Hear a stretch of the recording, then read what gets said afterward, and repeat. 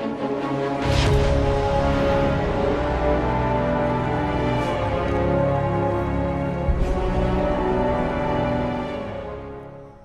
there, Seraphim17 once again. This is my Thief Master difficulty video walkthrough.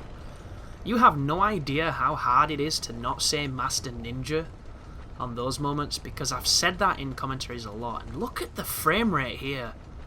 Look how choppy this is. The game runs pretty consistently for the most, outside of heavy particle effects and really ambitious set pieces, but for some reason as soon as he touches these, the frame rate dies. And if you don't have eyes that are very good at spotting high and low frame rates, you want to look at the left, look at the rope on the pivot. It literally looks like it's going in stop motion. It's really strange, and the cutscenes do it as well.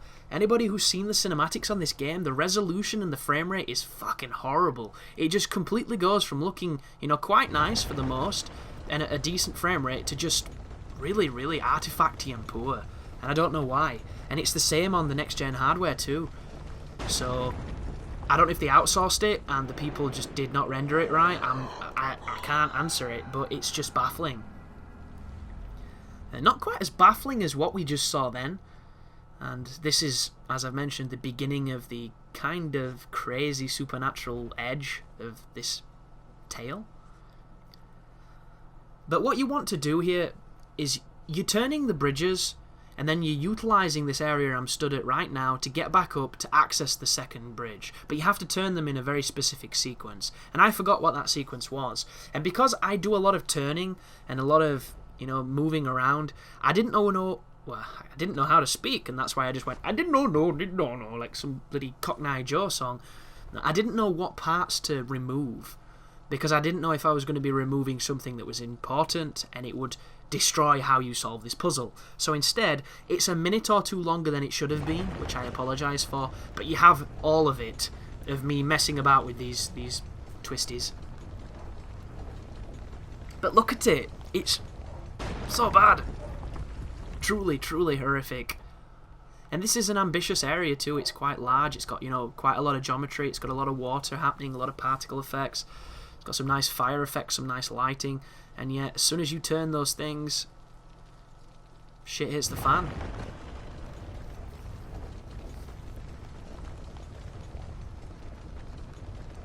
So, the bridges do have numbers on them, but I didn't really find a correlation to the numbers that make the puzzle any easier to salvage or sort. It's just one of those throwaway ones that I solved by accident on my first time, and then on my second time it took me longer for some reason. I actually came across a sequence like that today on Castlevania. There's a particular moment where you have to pick between two people who look the same, because there's a witch who's tricking you. And on my first playthrough, I picked left, because I always choose left, it's just my thing.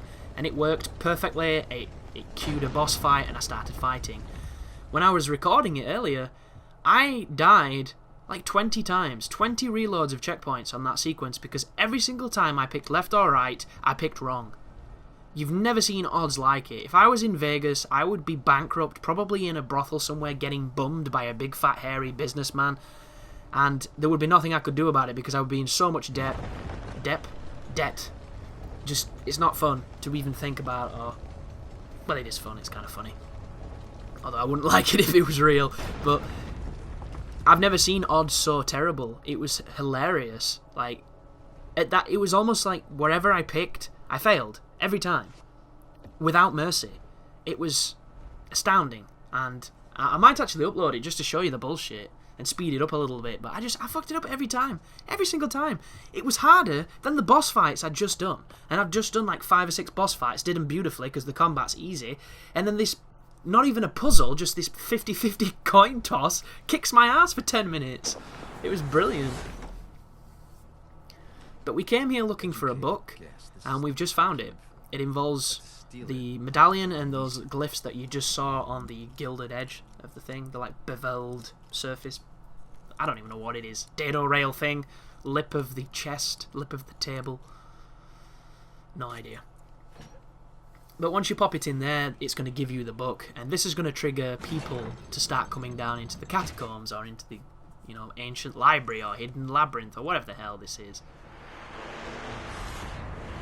And there's a little flashback. Cornelius. There is a reference to something that happened at the beginning of the game. And boom. Now we can start making our way out of this place.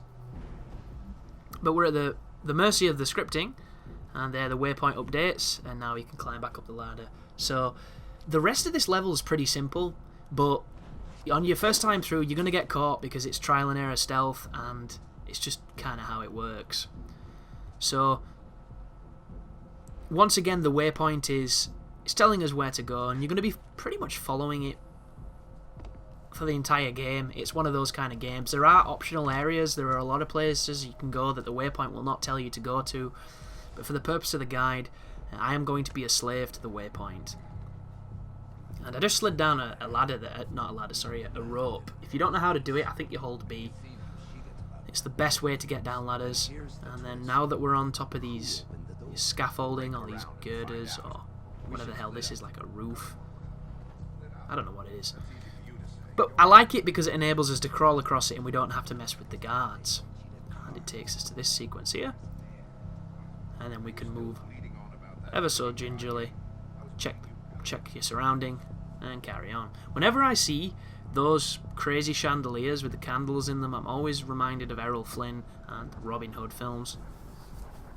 If that's the guy who was in them, I always forget his name. I think it is. But you need to be careful here, guys, because you're probably really tempted at this point to move super fast through this area. And I did on my first time. And you'll notice there's some light on this corner of this staircase. You see how there was a crossfade? I got spotted by this dude because I couldn't remember how far he was up. So you do not have to look at him or move too close to him to trigger him. He will be on his way down here. So instead you just want to wait for him and then get past him. And the easiest way to tell when he's coming is the lighting. The dynamic lighting on this game is quite good. It's probably really good on the next gen, but on current gen it looks fine, and it's nice to see because you don't really see dynamic lighting too much unless you play PC, if you're a console gamer.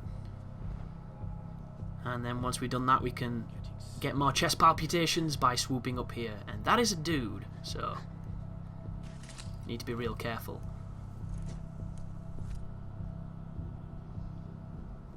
This is a section I don't remember happening on my first playthrough. For some reason this dude would not move at all, so I had to throw a bottle to get him out of the way so I could climb up here. But you'll notice in the area that I hid when I was waiting for the other fellow to pass me, they gave you a tumbler to throw, so the game gave you the item you needed to do this sequence. All you need to do is use it. And then I think that there's just one more fella left, this guy here. And what I'm going to do is I'm going to wait for him to move around, and then I'm going to climb up on the box that he's kind of guarding, and I'm going to jump to the rope. And for some reason, Garrett is just a complete ninja, and this guy doesn't hear you, even on the hardest difficulty. So you can climb the rope, and then you can jump from rope to rope, and then you can carry on. Which is really convenient, because I like to think I would have been able to tell if somebody was climbing boxes near me. But once again, it is a game. You know, it can't have everything perfect. And I'm glad it isn't perfect, because it would make my job infinitely more difficult of finding ways to break it, / get past it, / demolish it.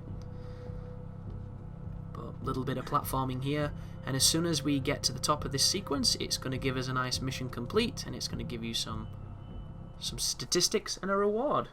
So there you go, folks. That's the end of the Dirty Secrets level, and I will see you in the next one. So thanks for watching, and you take care now.